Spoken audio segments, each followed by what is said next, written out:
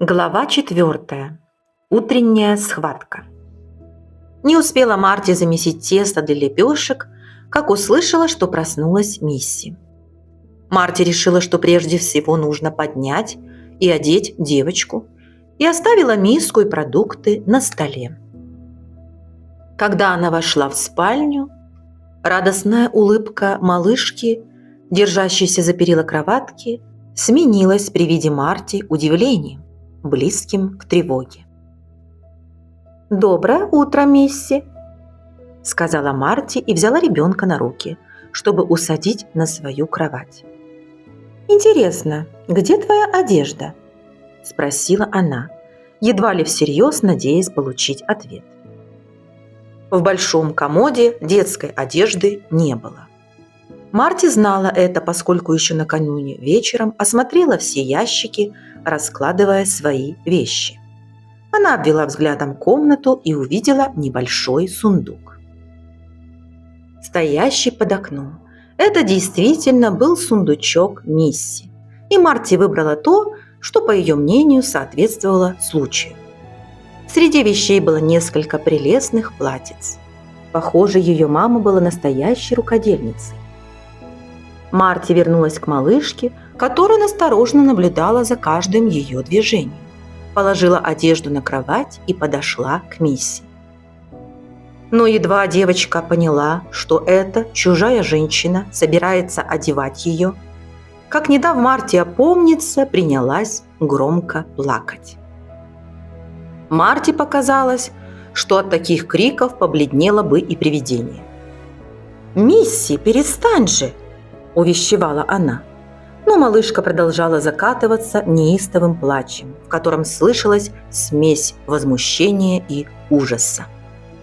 «Хочу к папе!» – кричала она, захлебываясь рыданиями. Марти сдалась. «Шш! Тише! Успокойся!» – сказала она, взяв девочку на руки. Прижимая к себе содрогающегося от плача ребенка, она взяла одежду, пошла на кухню и посадила девочку в углу, положив рядом ее вещи. Мисси, не переставая громко плакать, схватила платье и судорожно прижала его к себе. Как только Марти вновь занялась лепешками, кофе зашипел, выкипая на плиту. Марти лихорадочно передвинула кофейник подальше. Теперь она поняла, что положила слишком много дров. Плита раскалилась до красна. Марти огляделась в поисках того, чем можно было бы вытереть лужу, и, не найдя ничего подходящего, бросилась в спальню, где выхватила из ящика комода одну из своих самых заношенных вещей. Все равно теперь это всего лишь лохмотья. Затем помчалась назад в кухню, чтобы убрать подтеки кофе. Мисси ревела во весь голос. Эту сцену и застал по возвращении Кларк. Он посмотрел сначала на растрепанную Марти, успевшую, помимо прочего, обжечь себе палец, потом на захлебывающуюся слезами Мисси, которая, сидя в углу, отчаянно прижимала к себе свое платьице. Марти сделала все, что могла. Оторвавшись от плиты, она незаметно сунула мокрое, испачканное платье, послужившее ей тряпкой, в угол, и кивнула на Мисси. «Она не дала мне одеть себя», – объяснила Марти, стараясь говорить спокойно. Все время плакала и требовала папу. Марти не знала, как отреагирует Кларк, и его слова стали для нее полной неожиданностью. «Этого я и боялся. У детей короткая память», – сказал он, поразив Марти своим спокойным тоном. «Она уже не помнит, что такое мама». Он подошел к буфету и при этом, как заметила Марти, даже не взглянул на Мисси, чтобы не спровоцировать новую бурю рыданий. «Ей придется привыкнуть, что ты ее мама и что ты заботишься о ней. Можешь отнести ее в спальню и одеть. А здесь я справлюсь сам». Он жестом указал на беспорядок, царивший на кухне, и частично приготовленный завтрак. После этого Кларк открыл окно, чтобы жар от ревущей печи вышел наружу, и больше не взглянул ни на Марти, ни на Мисси. Марти перевела дыхание и нагнулась, чтобы взять Мисси, которая немедленно зашлась криком, как раненый зверек, а, оказавшись на руках, стала брыкаться и лягаться. «Слушай меня внимательно», – процедила Марти сквозь стиснутые зубы. «Помнишь наш уговор? Я обещала быть твоей мамой, если ты будешь хорошей девочкой. Хорошие девочки так себя не ведут». Но Мисси не желала слушать. Марти посадила ее на кровать и вдруг услышала, как, икая от плача, Мисси отчетливо произнесла: «Хочу к маме». Так значит, она все помнит. Раздражение Марти мало-помалу стало таять. Может быть, Мисси почувствовала отношение Марти к Кларку, ее злость и отчаяние. Она не винила малышку за то, что та плакала и брыкалась. Возможно, Марти сама вела бы себя не лучше, если бы ее опыт не говорил о том, что это напрасная и бессмысленная трата сил. «Ах, Мисси», – думала она, – «как я тебя понимаю. Со временем мы наверняка станем друзьями, но сейчас…» Она поморщилась. «Сейчас мне нужно тебя одеть». Марти разложила одежду в нужном порядке, поскольку знала, что никто не будет подавать ей вещи, пока она будет воевать с Мисси. Затем Марти опустилась на кровать и усадила брыкающуюся девочку к себе на колени. Мисси снова забилась в истерике, но теперь Марти не испугалась. Она понимала, что это не более чем гнев ребенка. «Хватит, Мисси, прекрати!» Голос Марти потонул в детских криках, и тогда она дважды крепко шлепнула по маленькой извивающейся попке. Глаза девочки широко раскрылись от удивления, и она перестала плакать и вырываться. Может, это был эффект неожиданности, но скорее ребенок просто понял, что придется подчиниться. Мисси продолжала всхлипывать, глотая слезы и прерывисто вздыхая, но больше не сопротивлялась и позволила Марти одеть ее.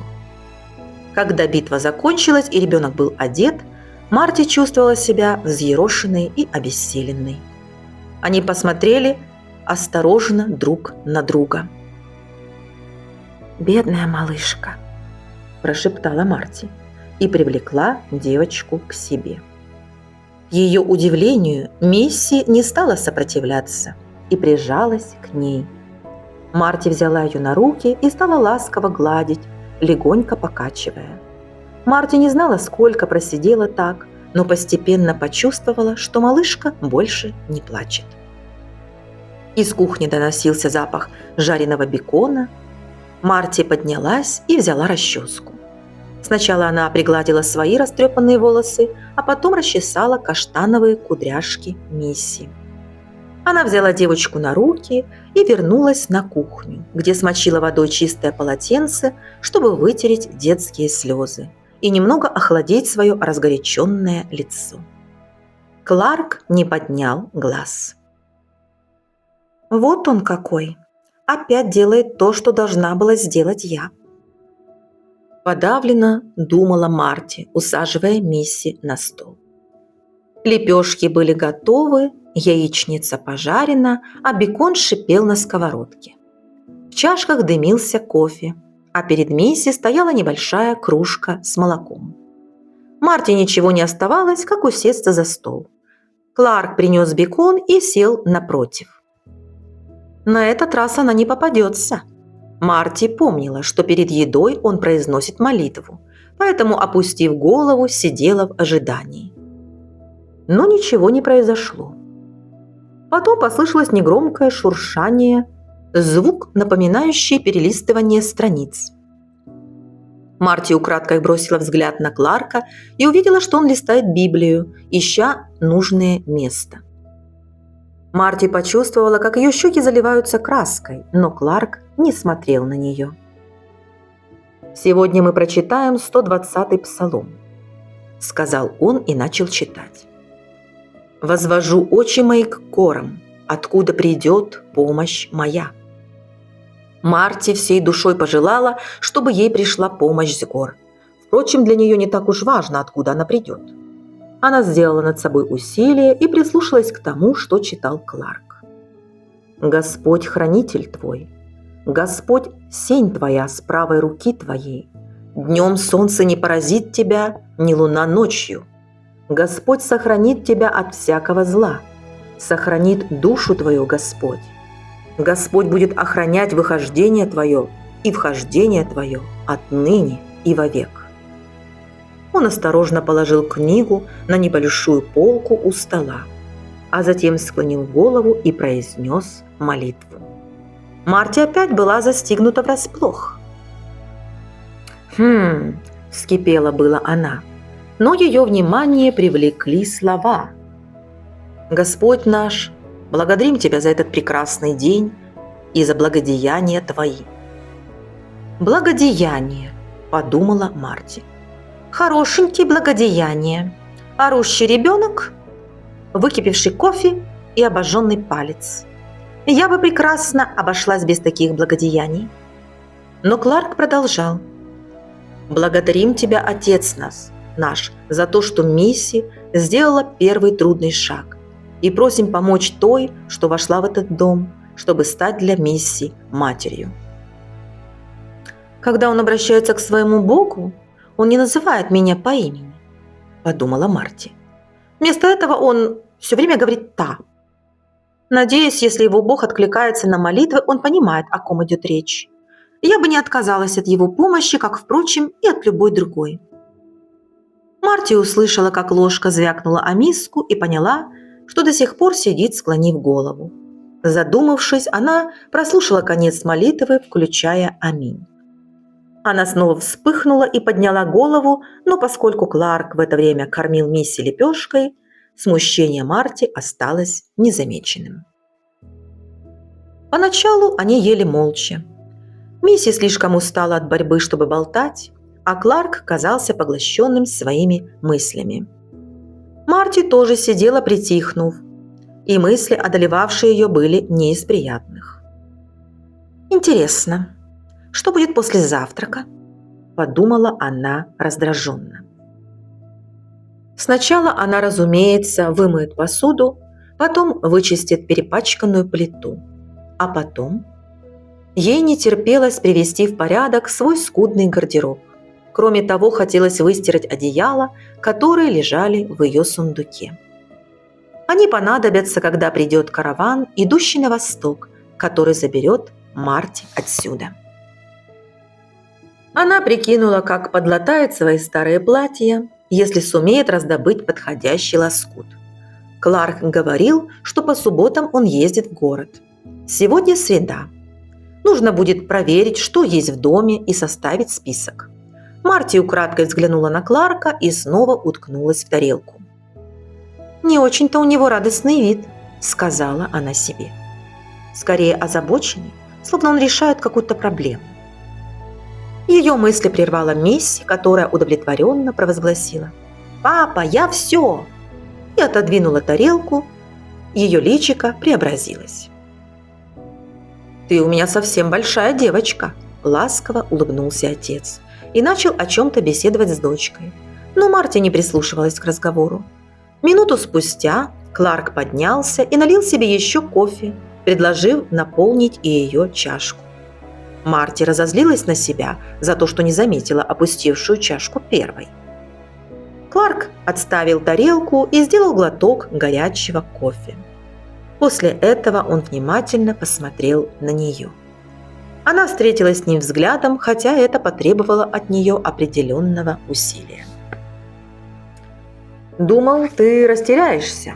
Ты же не знаешь, где что. Но вижу, погреб ты нашла. Молодец. За домом есть еще один, для овощей.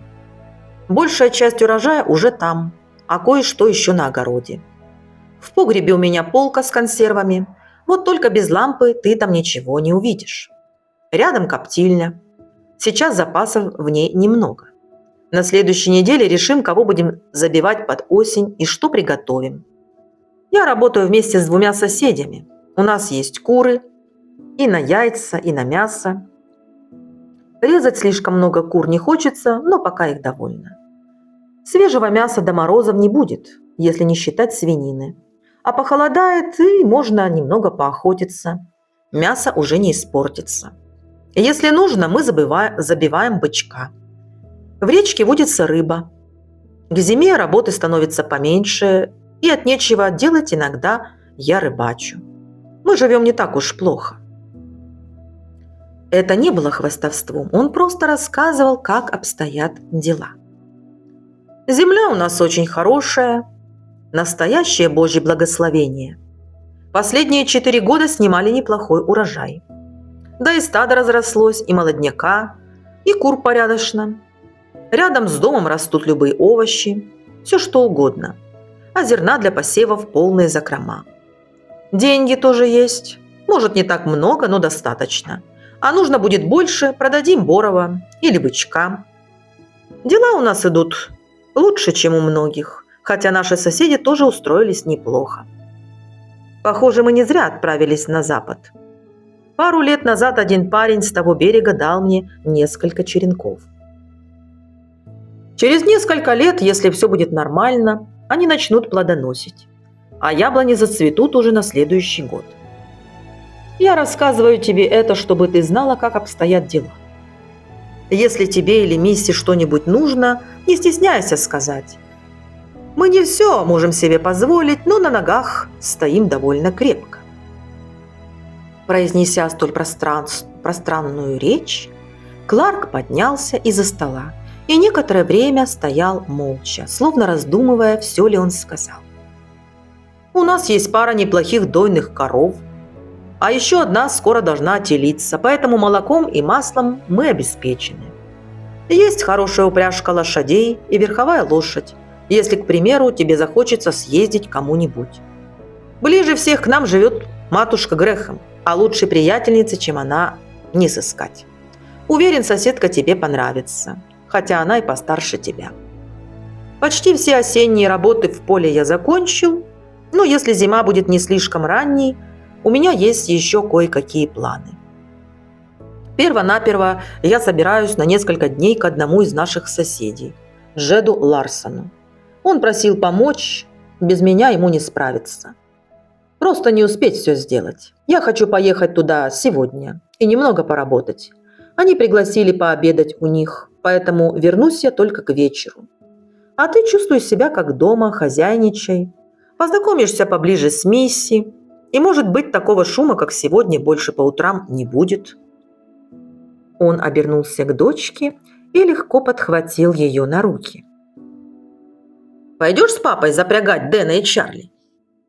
Мисси ответила восторженным согласием, и они отправились на конюшню. «Такого шума, как сегодня», – взволнованно повторила про себя Марти. Это было единственное упоминание утреннего происшествия. Похоже, он не придал ему большого значения. Хотя, подумала она, возможно, он просто скрывает свои чувства. Марти начала убирать со стола. Кларк сказал ей так много, что переварить это сразу было нелегко. Она должна разложить все по полочкам, а потом обдумать еще раз. И Марти принялась строить планы на предстоящий день. Прежде всего она отыщет какую-нибудь лохань, нагреет воды и постирает одеяло и одежду. Может быть, ей удастся найти иголку и починить свои платья, которые давно в этом нуждались. Когда она взялась за мытье посуды, вернулся Кларк, чтобы оставить Мисси. Ему стоило некоторого труда оторвать от себя дочь. Девочка уже привыкла повсюду следовать за отцом, и было нелегко втолковать ей, что теперь все пойдет по-другому. «Папе пора идти, а ты останешься с мамой. Я скоро вернусь», – мягко объяснил он всхлипывающей дочке. После того, как Кларк ушел, а Мисси перестала плакать, Марти домыла последние тарелки и принялась за чистку плиты. Покончив с этим, она подмела пол и была готова к осуществлению собственных планов. Марти никогда не занималась всерьез ведением хозяйства, но была полна решимости осилить стоящую перед ней задачу. Кларку не будет стыдно за свой дом, и с ролью мамы для Мисси она тоже справится. Должна же она отработать то, что получила. Ей нужно только выстирать свои вещи, затем она сразу займется домом, который долго был холостяцким жильем. Несмотря на то, что Кларк очень неплохо управлялся по хозяйству, дому не хватало женской руки. За несколько дней она наведет здесь настоящий порядок. Продолжение следует. Глава 5. Только бы вытерпеть. Далеко за полдень Марти закончила стирку вещей, одни из которых были ее собственными, а другие принадлежали Мисси и Кларку. К счастью, погода стала прохладнее. У Марти больше не было сил терпеть жару. Нынешний день был настоящим чудесным днем бабьего лета, обычным для середины октября. Стоя у бельевой веревки, Марти посмотрела на запад. Далеко за пологими холмами величественно возвышались синие горы. Уж не с этих ли вершин должна прийти помощь, о которой просил своего бога Кларк. Деревья на склоне холма оделись желтой и красной листвой. Землю усыпали опавшие листья, которые подхватывал и уносил к югу порывистый ветер. Это было так красиво, что ей захотелось поделиться увиденным с Клемом. Если бы Клем мог видеть это вместе со мной. Боль в сердце чувствовалась куда острее, чем боль в натруженной спине, когда Марти выливала грязную воду из лоханей. Мисси тем временем спала. Марти была рада немного отдохнуть от девочки и еще больше рада тому, что Кларк уехал на целый день. Утром, услышав о его планах, она вздохнула с облегчением. Может быть, ей повезет, и работа у соседа задержит его на несколько дней. Но на это едва ли можно надеяться. Она сегодня же хотела обойти ферму, чтобы знать, где что находится, но поняла, что слишком устала. Пожалуй, она капельку отдохнет, пока не проснулась Мисси, а потом чуть позднее отправится на разведку. Марти вылила остатки воды, в которой полоскала белье, повесила лохани на место на стене дома и, едва держась на ногах от усталости, отправилась в спальню, чтобы прилечь. Она немного поплакала, пока ее не одолела дремота, и впервые с тех пор, как не стало Клема, заснула спокойным сном. Проснувшись, Марти подскочила на кровати. Она не знала, что ее разбудило, но что-то было не так. Может, плакала Мисси? Марти приподнялась на локте и заглянула в кровать. Нет, Мисси не плакала. Ее не было в кроватке. Мисси нет на месте? Но она должна быть здесь. Марти вскочила с колотящимся сердцем. Где же девочка? Может, вернулся Кларк и забрал дочку с собой? Без паники. Лихорадочно пробормотала Марти. Она где-то здесь. Марти быстро осмотрела дом, затем загон для скота, но упряжка лошадей еще не вернулась. Она посмотрела все строения, окликая Мисси. Никаких следов. «Должно быть, она перелезла через перила кроватки», — сказала она себе. «Видимо, я очень крепко спала».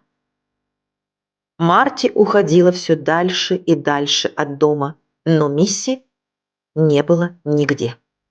Несмотря на старания Марти держать себя в руках, она просто обезумела. Куда могла подеваться девочка? Что ей делать? По щекам Марти текли слезы. Она порвала платье и исцарапала все ладони колючками, продираясь сквозь заросли шиповника. Спустившись к ручью, она осмотрела берега вверх и вниз по течению, но там не было никаких следов малышки или ее вещей. Наверное, она выбралась на дорогу и ушла. В отчаянии подумала Марти и почти бегом пустилась по пыльной, изрезанной колеями дороге. Спотыкаясь, она бежала без остановки. Вряд ли Мисси могла уйти так далеко. Пыталась рассуждать Марти, но продолжала бежать дальше, не зная, что еще она может сделать. Вдруг на холме она увидела что навстречу движется упряжка Кларка. Марти не сообразила, что может остановиться на обочине и подождать, пока он подъедет поближе. Она продолжала упрямо брести навстречу повозке. Что она скажет Кларку? Как объяснить ему, что случилось? Ей нельзя доверить даже присмотреть за ребенком. Может быть, Кларк знает, куда исчезла девочка? Марте пришлось отойти в сторону, чтобы, поравнявшись с ней, упряжка могла остановиться. Со вжавшимся от раскаяния и ужаса сердцем она подняла лицо, испачканное слезами и грязью, и увидела Мисси, страшно довольную собой, сидевшую на коленях у отца. Кларк остановил лошадей и протянул Марте руку, помогая взобраться наверх. Неохотно, чувствуя головокружение, она залезла в повозку. Что он обо мне думает? Домой ехали молча. Почему он ничего не сказал? Кларк только понукал лошадей. Мисси тоже сидела тихо. И правильно делает, негодница. Произнеси она хоть слово, Марти тотчас отшлепала бы ее. Чувство огромного облегчения, которое она испытала, увидев девочку целой и невредимой, сменилось гневом. Лицо Марти горело от унижения и усилий, потраченных на отчаянные поиски. И все же она высоко подняла голову. Он молчит? Что ж, она тоже тогда будет молчать. Пусть думает, что хочет. Марти не собирается оправдываться. Она его ненавидит и не желает даже думать о его невоспитанной дочери. Только бы мне вытерпеть все это и дождаться каравана. И уж тогда я исчезну из этого ужасного места так быстро, что и след простынет, говорила она себе. Будучи женщиной, она всей душой желала выплакаться. Но, будучи женщиной, она отказывалась уступать себе даже в этом. «Не смей», – приказала она себе. «Не смей доставлять ему такое удовольствие». Марти сидела выпрямившись, глядя прямо перед собой, и не изменила позы, пока они не приехали домой. Не дожидаясь помощи Кларка, она быстро соскользнула вниз по колесу, при этом еще больше порвав свое платье. Кларк поставил Мисси на землю, и Марти резким движением, подхватив ребенка, ушла в дом. На девочку это, судя по всему, не произвело впечатления, а ее новая мама принялась с грохотом разводить огонь в печи. Опять готовить еду? Но какую? Этот вопрос привел ее в еще большее смятение, и Марти решила, что опять испечет лепешки. Ведь это единственное блюдо, которое она по-настоящему умела готовить. И пусть он подавится ими, ей все равно. Что с нее взять? Она ничем ему не обязана.